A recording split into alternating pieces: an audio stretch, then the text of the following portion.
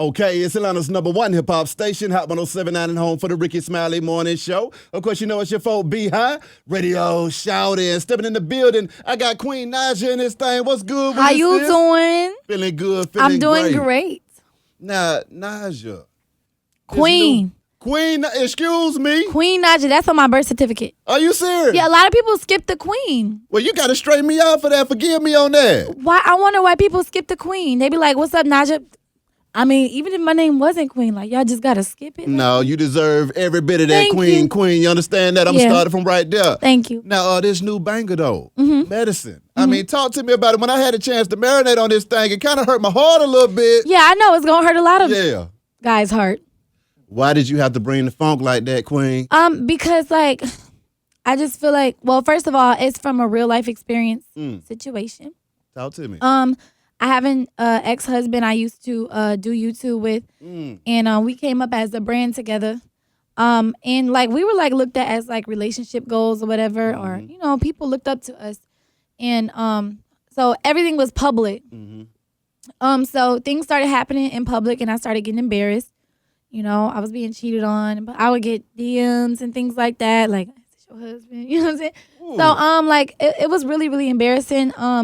And I always sang like since I was 3. So I had decided to put out a song after the second time it happened because nobody knew that it happened the second time. It wasn't public. So I just stopped doing videos with him.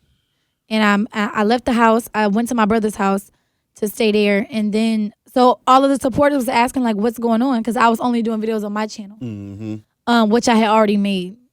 I had already made the channel a few months after we made our, well, no, actually a year after we made ours together. So I only was doing videos on my channel. I left the house.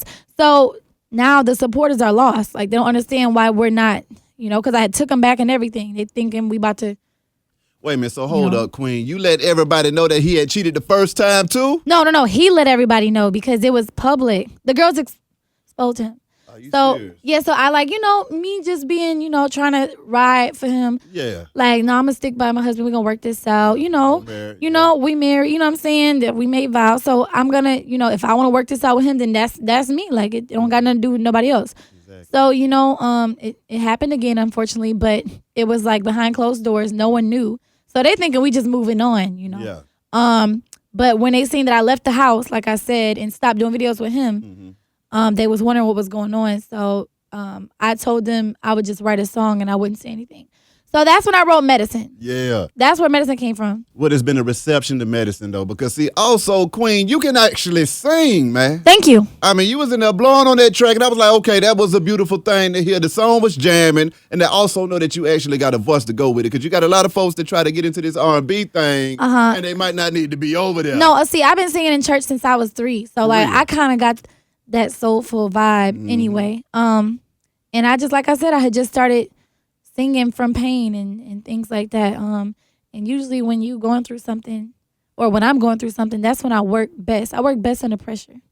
Not saying I can't work without pressure when everything's good, but I'm just saying, like, I work really well under pressure. Now, I mean, did you ever get a chance to give your ex a taste of his own medicine? Honestly, it's happening as we speak. And the thing is, I'm not even trying to. The song was like, I don't know if you've seen the video. If you ain't seen the video. Okay, that didn't really happen. That's something that like I thought about doing because like it's so savage. And like sometimes we just want to do that. Like we want to get you back so bad. Like, but we can't because we don't, it's not in us. It's not in me to do nothing like that. That's why it was a dream in the video. But I would say my revenge was not like on purpose. It's just me glowing up and being the woman that God created me to be and I was supposed to be. And the fact that like, you know, I'm not in a committed relationship right now, but I am like, I have a love interest and like it's everywhere. Like everyone clearly sees it. And it's a lot of rude awakenings about to happen. So take me back to the marriage though, Queen. What was going through your mind when y'all had built this big ass YouTube platform together? Well, we was together since we was 17. And then we got married at 19. Yeah. We used to be like broke together. Like we went through it like, and then we had a son. Well, we have a son or whatever. So like we used to be that, like I said, that relationship goes couple on Instagram. But Instagram, it was just cute pictures. We was still broke. Like we wasn't getting paid. Like we was just posting cute pictures and they went viral. But that at the end of the day, that's not what was getting us paid. Like I still worked a 9-to-5 job. I still was getting fired from my job. Like, and we was just like still struggling really bad. And, you know, like even on Section 8, like welfare, all types of like, I know, trust me, I know the struggle. Like I know it. So when we start doing YouTube, it just changed our lives.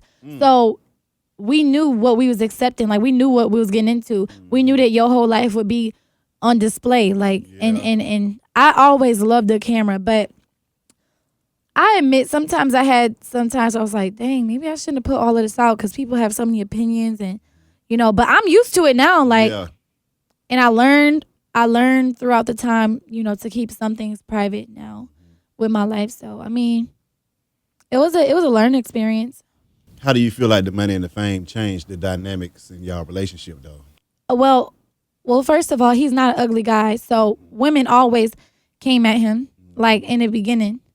But when you a guy and you get money and now it's 10 times the females throwing themselves at you. And then not only that, but they some bad females. Like they bad. They got banging bodies. They Instagram models. Like, you go into the strip club throwing money as strippers offering you their body and like you can have it all. You can have all these different varieties. Now you got money, you can go different places now. You can see different things.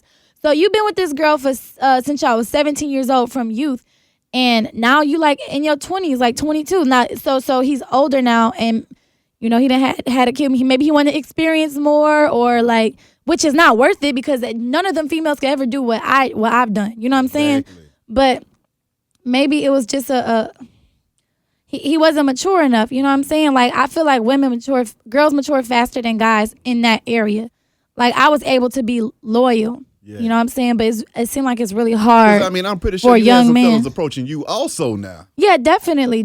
But also, I can say that I nipped a lot of that in the bud, like to where I even had dudes stop approaching me because I was so like standoffish. Yeah, I was like, I have a husband. I'm like, and then like my social media, everything contained him on it. So if somebody went on my Instagram, they off the top, like they ain't gonna DM me, or if they do, like I'm not DMing you back. Exactly. You know what I'm saying? But you know, after a while, you get fed up. Like you get fed up. How did it feel when the stuff was going public though? Because see, you know, a lot of folks they get to deal with, you know, adultery and stuff in the privacy of their own home. Yeah. Your stuff was all over the world with it. So what was going through your mind at that time when the phone hit the fan? It hurt really bad. Like it hurt really bad. Like when you, like it feel like I can't. Like it's like a physical pain. Like somebody just taking a knife and stabbing you in your heart. That's how it feels. It hurts so bad, and then you got the whole world looking at you, and you look stupid, and you feel like you're not good enough. You feel like you ain't pretty enough. You feel like insecure. Like that's how I felt. Yeah.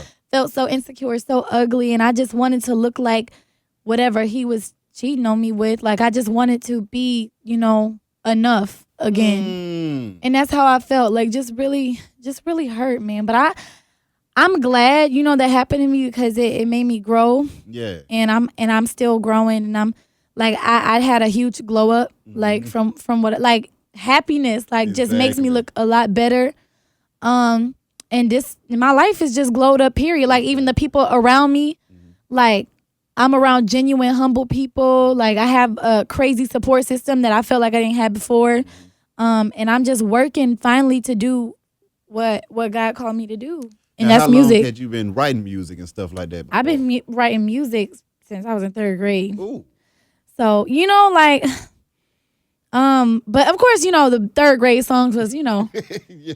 I'm saying like I started like jotting down. Actually, I don't even write it. Yeah. Like it like registers in my head, and I just remember every lyric. Mm-hmm.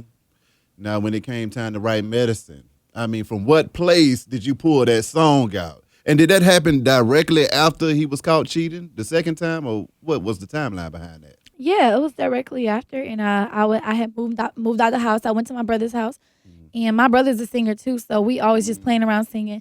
So this, I don't know why, but I found this beat on YouTube and I was just like, dang, I love this beat. You know what I'm saying?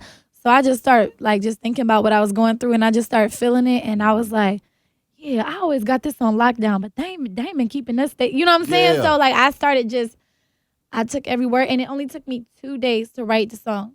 So the first verse was the first day and a chorus and then the second day was the second verse. When you drop that song and you look up and you got over 13 million streams on Spotify ASAP, what was going through your mind then, Queen? I was just like, no, like shocked, like, dang, like, really? Like, sometimes I still be shocked. Like, I'm shocked that I'm in a radio station. Like, no, seriously, like, because I didn't expect this. I knew something was going to happen good, but I didn't know, like, when or how. And I just learned that sometimes it takes something bad or tragic to happen, or sometimes it takes you to close one door for another one to open, and not everybody is meant to go with you where, you know, to your destiny. And so if that's what it took, then, you know. What is the ex saying now that you're over here glowing up all over the place? Really, I don't really pay too much attention. I mean, he's with somebody else, but I mean, I really don't pay attention to it. As long as we're co-parenting, so as long as my son is good, you know what I'm saying? I don't really get in his business like that. I still see him all over social media too. I mean, just as much as he sees me, but like it's not there no more. So I really don't worry or care. My mind is too focused on other things. You know what I'm saying? I got things to do, people to see, and places to go. How is it for you co-parenting now, man? Because see, with y'all slick growing up together at the same time, you know, having y'all first everything together, what was that like? Now being broke up and trying to co-parent and still having to see this guy all the time. We getting through it. I mean, to be honest, like, it's really hard. Like, some people co-parent where they're able to get a child, switch off like every other weekend or every. We can't do that because he lives in a different state and I do too, and we have to fly to each other and meet, and sometimes we have CJ for weeks at a time, and that's the hardest thing for me because I'm so used to being like with my son. So trying to co-parent and doing this at the same time, like even when I do have CJ, I can't even always have him. Sometimes my mom have him because I be doing things like this. Exactly. So I guess my biggest thing is like just making sure that because he's 3 years old, I want him to grow up and I don't want him to feel like mommy wasn't there, you know? So I'm doing everything I can right now to make sure, you know, maybe I get an assistant or somebody that could keep him while I'm at these places. So when I get done, I can go out and, you know, just be with my baby. Exactly. How has it been for you transitioning into the music industry now? I love it.